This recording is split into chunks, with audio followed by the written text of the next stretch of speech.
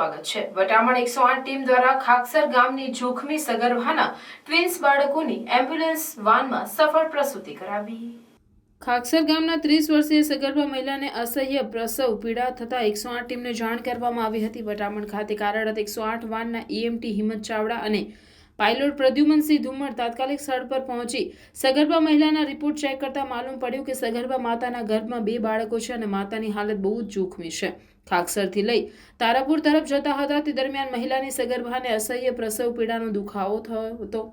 રસ્તામાં જ પ્રસૂતિ કરાવવાની ફરજ પડે તેવું લાગતા ઈએમટી હિંમત ચાવડા અને પાયલોટની સૂઝબૂઝ અને ગાયનોકોલોજીસ્ટની સલાહ સૂચનથી એમ્બ્યુલન્સ વાનમાં સફળ પ્રસૂતિ કરાવવામાં આવી હતી। બંને બાળકો અને માતાને નવું જીવનદાન મળ્યું હતું। ત્યારબાદ પ્રસૂતાને અને તેના નવજાત શિશુઓને સીએચસી તારાપુર લઈ ગયા હતા।